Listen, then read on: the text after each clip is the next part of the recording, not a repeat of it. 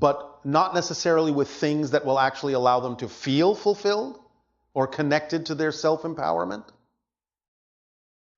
And therefore, at a certain point, they may go into denial that the emptiness is there. They may attempt to numb it out by overcompensating for their feelings of lack of self-worth with an exaggerated sense of their worth. Hence the narcissistic reflection. Does that make sense? Mm-hmm. There you go. Thank you. You're welcome. Anything else? Yes, my next question is kind of silly. Oh, all right. We love silly questions. Is Lady Gaga connected to the hybridization agenda? She is. Can you elaborate on that? I cannot. I would have to discuss that with the individual herself. Right.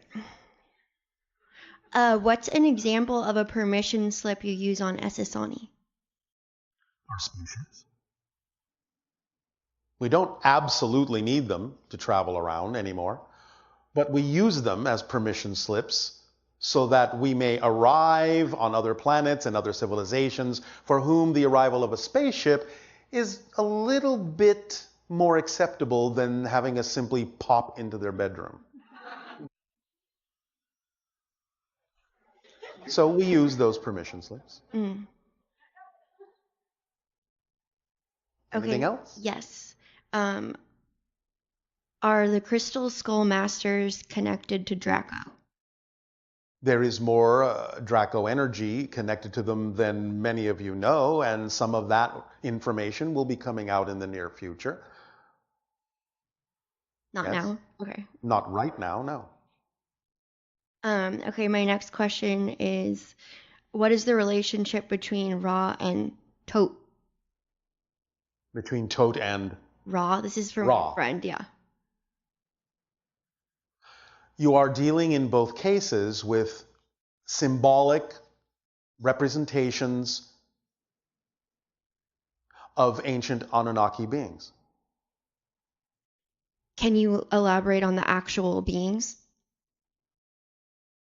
Those responsible for the genetic hybridization that created Homo sapien, and those responsible in Tote for the education of same. Does that make sense to you? Ra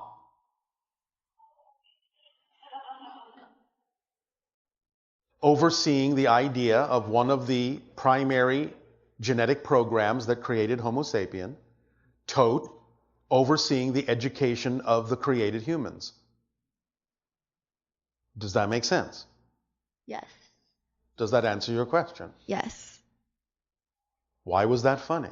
Well, because I was looking at my friend to see if it registered for him. Yeah, because I was asking for him. Oh, all right. And so, And that's it. we thank you. Love you, Bashar. And you as well.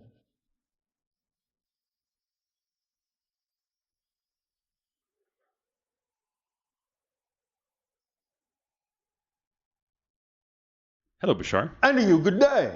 So, question for you, going back to the idea of frames. Frames.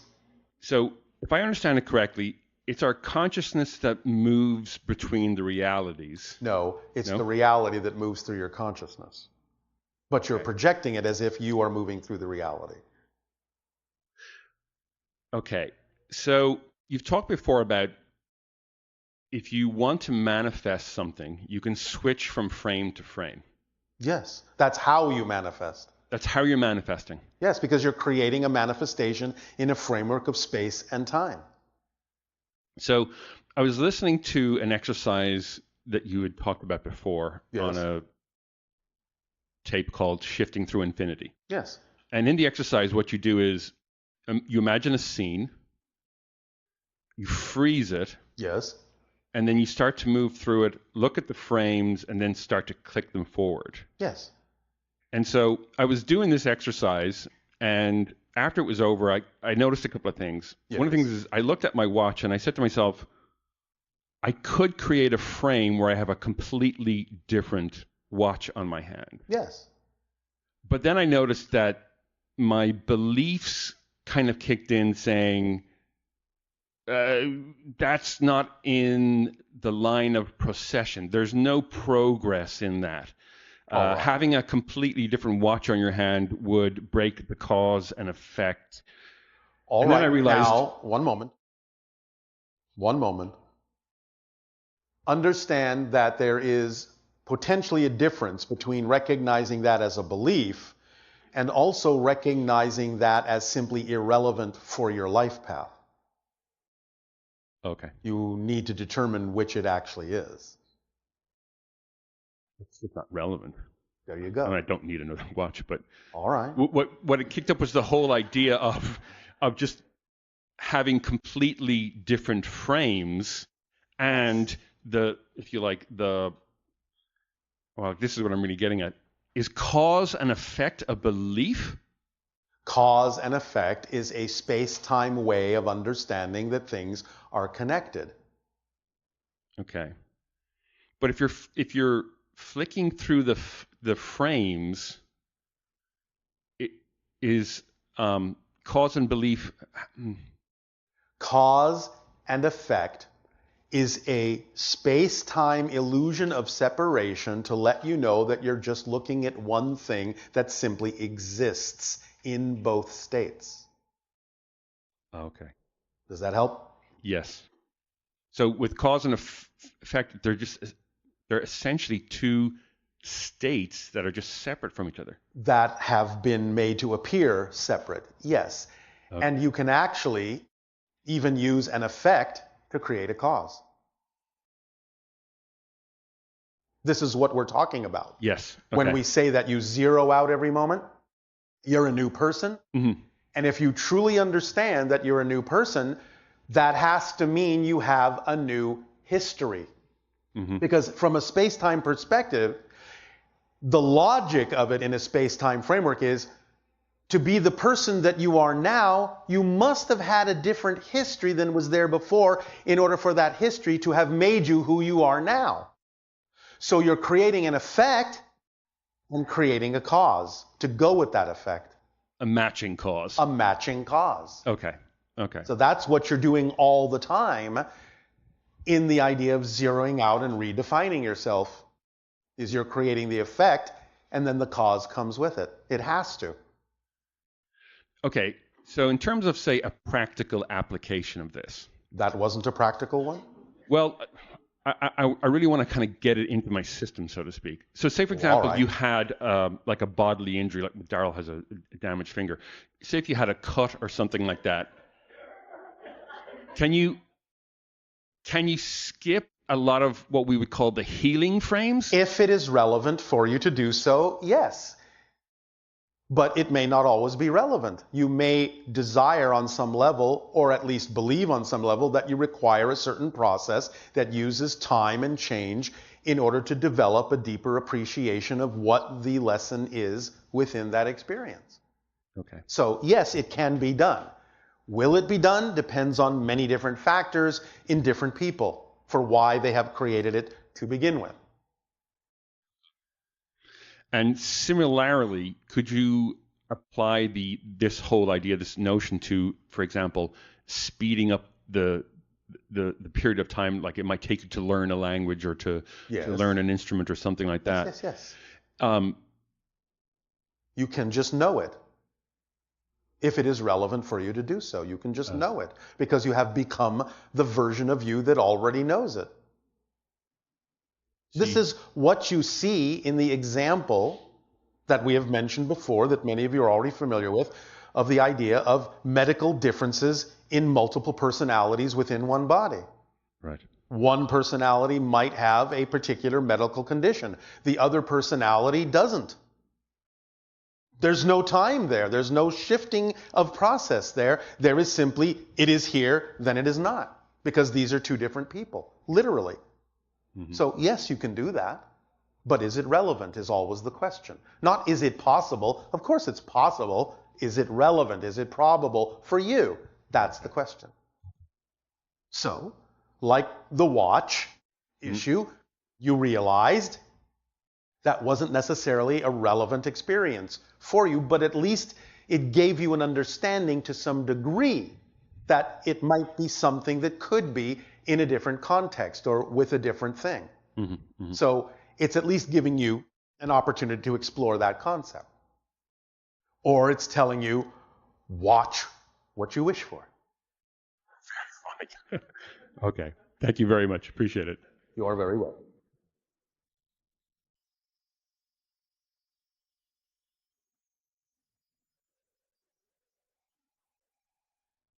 Hey, Bashar.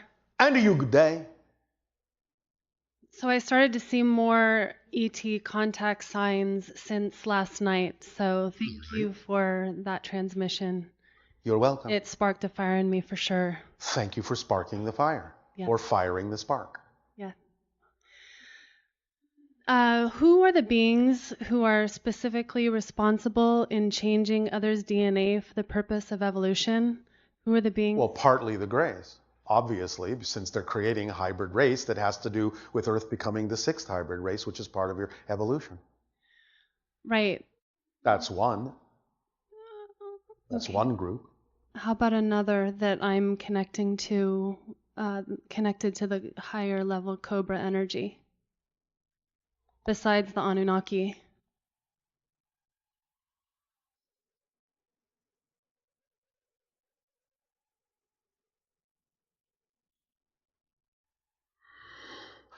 Are you sure that your interpretation of the energy as Cobra is accurate?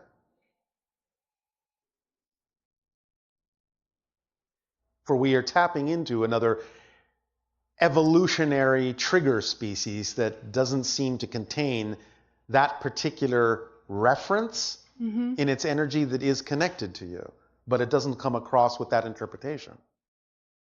So maybe I'm... What is it that the Cobra symbolizes to you? Maybe that's your particular interpretation of the energy by the law of similars. You understand the law of similars? Yeah. Sometimes I do this to come full circle.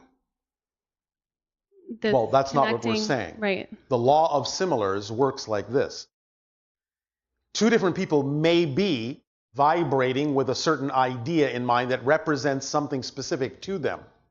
But each of them will have a different representation of that thing that makes it seem as if they're not on the same wavelength. But they may be, because each has their own way of symbolizing the same energy.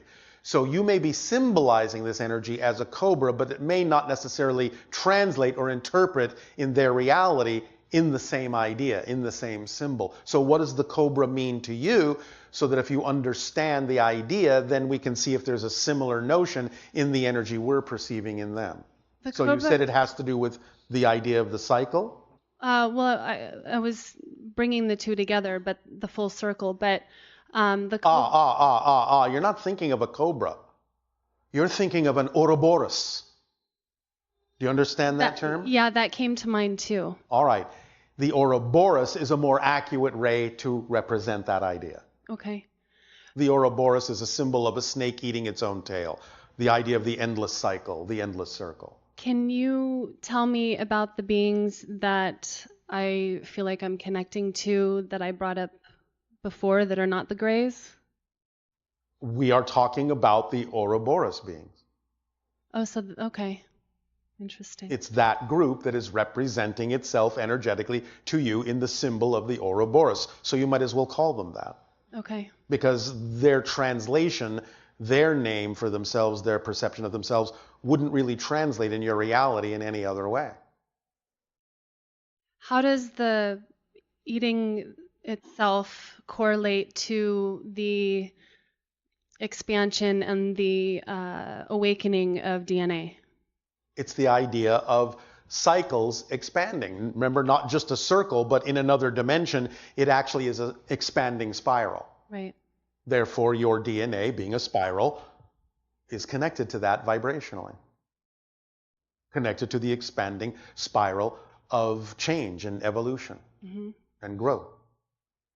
And how is the Cobra connected with that as well? Because I know... No, I said it's not a Cobra. It's Right. an Ouroboros. But they're similar, right? No, as far they're as not. the DNA medicine? No, you're not getting this. The Ouroboros is a different dimensional being. It's not a physical snake. It's a representation in your reality of a different kind of dimensional being symbolized by the idea of the snake, because the snake represents the idea of ancient wisdom, like the dragon to some degree. And specifically, why the snakes appear on your caduceus. Right. It's DNA. Right. So in this case, it represents the idea of the DNA spiral. It's Right. not a cobra. Okay. Does that make sense? Yes. And that connects with one of my hybrid children. He calls himself Rowan Draco. Yes. So more of that idea of the Draco constellation, serpent dragon energy coming in. Right. Also, I connected that energy with Morning Star. The Anuhet. The Anuhet, yes. Yes. Because when I was connecting with that energy, Morning Star came in. Oh, all right. There are ways to tap into that vibration. It may not be the complete personality, but the vibrational energy and domain of the seventh hybrid race is vast, and there are many ways to plug into it for your own purposes.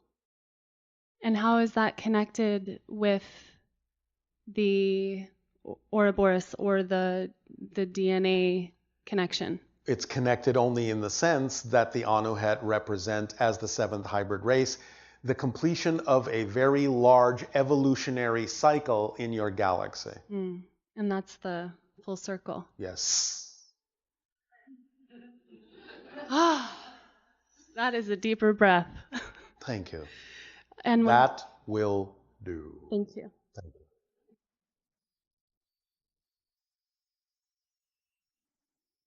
Hello, Bashar. And to you, good day. Very appreciate of this communication. As are we. About my indoor cat. Her name is Funk, 7 years old. She's been missing from June 10th. I've been looking for her everywhere, every night, at least 7 hours. Where can I? Instead of going to look, stay in a place that gives you a sense of being centered, at peace, and allow you to recall the vibration of being with the cat. And from that place, send out energy to call to the cat like a beacon, so the cat can follow that energy beacon home.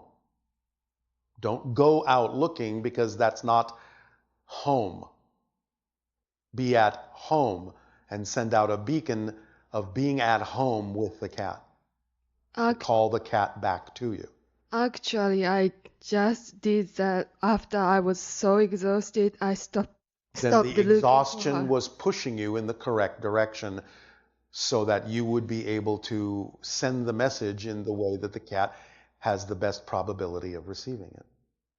Right. All right? Right. All right. So, could you clarify the meaning of funk leaving? Funk No, not at this time, other than to say it's something that allows you to experience being more centered, and then realizing that you can communicate with anything from your center, but not when you go scattered out looking for something. I tried about that one, exactly that one or twice. Stopped looking for her, being the center, and my energy, and probably she can follow me. Yes. That's what I already did. But you have to be at home, Oh, because that's where you want the cat to go, yes? yes. So be at home in the energy of the cat being there with you. In other words, remember what it's like, what it feels like to have the cat at home with you. That's the energy you need to send out. That's being centered, because you're centered in the relationship. The state of being that represents the feeling you have in the relationship of having the cat at the house, at the home. Not looking for it. Having it at home is the beacon the cat needs to receive. Yes? Yes. Thank you.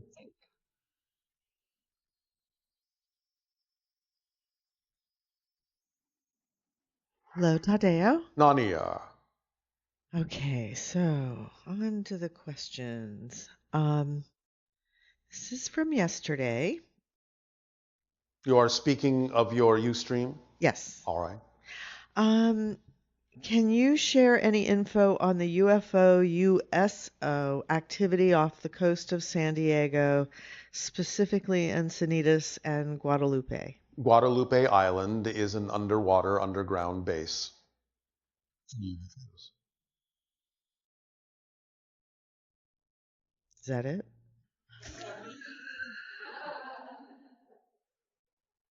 One moment. We'll ask and see if they're receptive to allowing us to talk about it any further.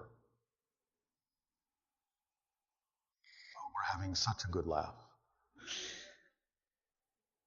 They are doing maneuvers that are part of the idea of allowing disclosure to happen so that they become obvious, and so obvious eventually that they must be reported and cannot be ignored.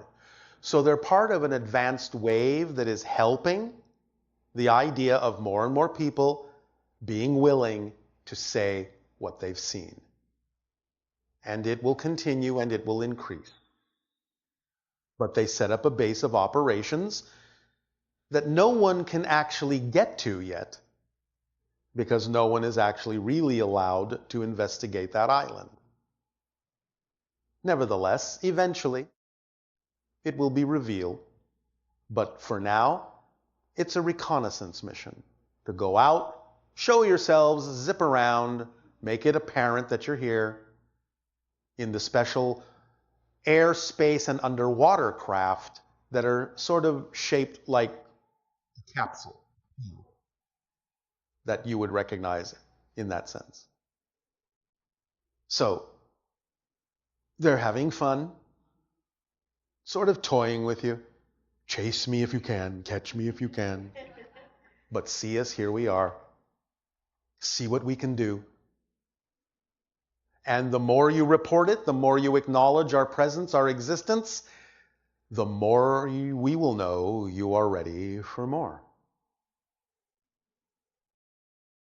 I will give you, now because the question has been raised,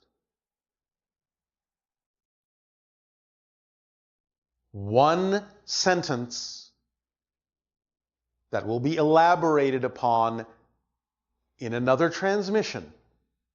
One sentence from the speaker for the Interstellar Alliance that belongs in the upcoming message that will be delivered in another transmission. So in a sense, because you have raised this question, you are allowed a sneak. Here is the sentence. Are you ready? I think so. Are you ready? For now, make of it what you will. It will be more thoroughly explained in the upcoming transmission. So understand, right now there may be many different interpretations to this. Just absorb it for what it is. The sentence is this: we are coming.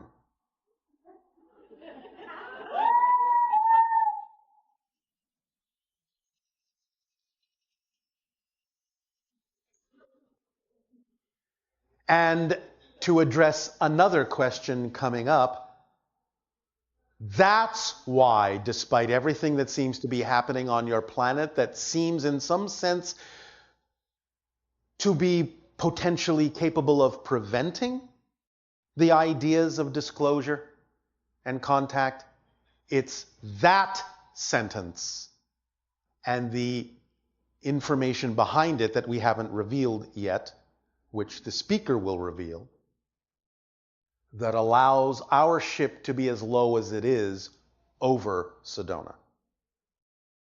Because now it's not just about what's happening on your world, it's also about what's coming. And I am the balance point between the two, catching the wave coming from Earth and the wave coming from the stars. So now, the barometer of the height of my ship is not just about one energy coming from your world. It's showing you what's happening as the two waves meet. And what will happen when it arrives. Any other questions? Oh, thank you for that. When there are already multiple parallel Earths, why the split into two Earths at this time? I didn't say it was two. The prism, the splitting Earth. The splitting prism is splitting into many variations. It's just that because of the polarization happening on your planet right now, two of them seem to stand out. But I didn't say there were only two. It's splitting into a multitude of versions of Earth and parallel realities. You're just only recognizing a couple because you're so used to dealing with the idea of polarities. And how much longer of this overlap of opposites until each side is invisible to the other? Completely invisible? Absolutely no less than 50 of your years. More like 100. Okay. But on an individual level, it can happen tomorrow. Because if you shift enough, you may simply suddenly stop experiencing an interaction with people who are too vibrationally incompatible with you. And therefore, that's kind of a micro version of the macro version. Yes? Yes, and so if things shift in the direction of not moving towards contact, people will still be able to experience things individually based on their personal vibration. Remember, there will always be versions of Earth in which open contact happen. We're not talking about the idea that there will be no such Earth or that someone can't shift themselves to it. We're talking about collective averages of what many people on your planet may create for themselves to experience that might be different from that by flowing in the direction or matching negative frequencies of fear-based belief systems. So we're just taking a barometer reading of the probability of how many people might shift themselves in certain ways at certain times because of what they're choosing to buy into as fear-based beliefs. It doesn't mean that people cannot shift to the realities where open contact exists. But it might be more on an individual level than a large scale level, depending upon what choices are made in the collective. Okay, got that.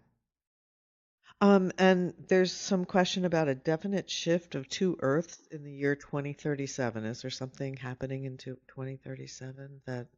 I cannot address this at this time, but again, the idea is that it's more than two. Okay. Regarding the people in positions of power, if we as a group do not acknowledge their power, do they really have any power over us? They never have power over you. As we have said, their greatest power is to convince you that they have power over you. You're the ones that have put them in that position. So, if you're playing the game that they have power over you, then the effect will be that they seem to have power over you. And one of the things that certain people do when they are given that position is make sure you continue to believe that they actually have more power than they do. So as a collective, we are responsible for our government because Of our course you government are. represents us. So Of course. the idea, isn't that sort of built into the mix that our government has some sort of power in relation to us? They only have as much power as you have given them. Where would that power come from? Other than from all of you, by agreeing to play a certain game in a certain format. And sometimes it can work to your advantage, and sometimes it can work to your disadvantage, depending upon the collection of belief systems being utilized in the sharing of that power, in the assignment of that power. So anytime you're in a circumstance where it appears that someone else has power over you, and at the same time it's perhaps an uncomfortable circumstance, Yes. what are the kinds of psychological choices that a person needs to make in order to, I guess, It's very simple. transform that situation? It's very simple. You ask yourself the question, if I'm finding the reflection of having this agreement that they are in a position of authority, if I find this arrangement to be vibrationally incompatible with what I prefer, what belief systems are within me that continue to perpetuate that particular relationship when I don't have to? And simultaneously, as a collective, if we've agreed to have a certain experience together, does that override your personal desire to have a different experience? Only if you believe that it does. Okay, so really, as you advance in this process, you become more and more aware of what your fundamental beliefs are, where they may or may not be in harmony with the collective. Yes. And sometimes you can make the decision not to experience what the collective is experiencing. And sometimes it's another level of agreement that you will. Yes, but that doesn't mean you can't experience it in a positive way for yourself anyway. Even if you're sharing a general experience, you can still label it as you wish and get the benefit from it. Yeah, because you've talked about things like levitating yourself, let's say. If it's not really relevant to the theme that you're exploring this lifetime, you can focus your energy on levitating till the cows come home and you're not going to levitate. Yes. Right? I mean, in general. Except, of course, at that point, your house will be full of cows.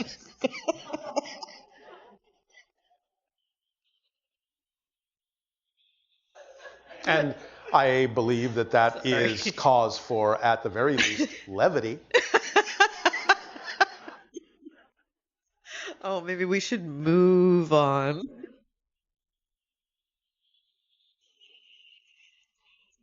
Don't milk this.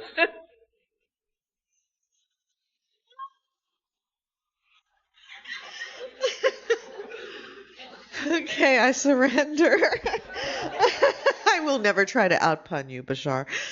Oh my gosh. That would be utter foolishness. Okay, and Yes. Sometimes at night, this is not me, by the way. Sometimes at night I wake up half asleep doing stuff in my bedroom. Let's skip that question. Okay. Oh my goodness. Oh, by the way, how far up is your ship? Above Belra? At the moment, it is about 5,000 miles. Ooh, isn't that farther? Is that? Never mind.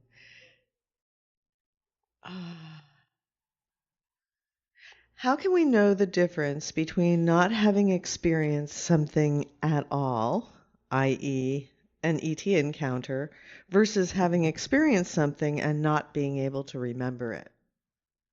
So how do you distinguish between something that's never really happened to you or something that you just don't remember? What would attract you to actually even ask the question? A Ustream listener. Thank you. That's the answer for the listener. What is it that would even attract you to ask that question? Okay. That might be an indication that if it hadn't happened at all, you probably never even conceive of asking the question. Yeah. Because it would be totally irrelevant. That sounds right. Thank you.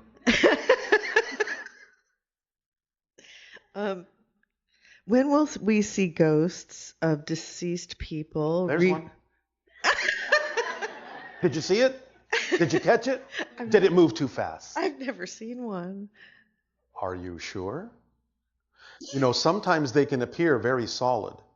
Many of you may actually have seen the spirits of the dead and not known that they were actually spirits. I don't see dead people. Oh, yes, you do. Yeah, how can I distinguish between whether that's something I've never experienced or something I just forgot? If you want to see dead people, look in a mirror. Why, because all of us here on Earth are in a kind of zombie state. That's one way to interpret it, but understand, as we have said many times, you're actually still in spirit. You're just dreaming that you're not. Right. So when you Okay, see your that's reflection in the mirror, you're looking at someone who actually is dead. God, So you see ghosts all all the the time. Yes. Did I have to find something else? Nevertheless, in the classical answer, it would be what we've said before. You allow yourself to follow your passion, you raise your frequency, and raising your frequency makes you a better receiver of other frequencies that are heretofore invisible to you, and you can start seeing them. There are many techniques, many ideas, but first and foremost, it's about raising your frequency to the level in which you naturally would be capable of perceiving things that are heretofore invisible. Bottom line, follow the formula, and if it's relevant for you to see a ghost, you will. Exactly. So by all means, follow your bottom line. Okay. And if the world is a reflection of me and I can rewrite my history, present, future, how can I feel that there is any validity to the existence of others? Or how can I accept this without feeling entirely alone in my own existence? The idea that you create your versions of everyone should speak for itself. Because if there was no one, there would be no one to create versions of. Do you understand? You wouldn't be creating versions of others if there were no others. You can't create something out of nothing. Correct. You cannot imagine non-existence. So if you are creating your versions of everyone, that means there isn't everyone to create versions of. Therefore, you're not alone. At the same time, you are your own universe. Remember, it's this and that, not this or that. And just knowing how big the universe is, I guess we're pretty big. You are. You're all that is, experiencing itself as if it's not. So I guess that wraps up the questions. Is it time for your meditation? Yes. All right. Then please enjoy a very short break, and we'll resume this transmission to crystallize in what we have shared this day.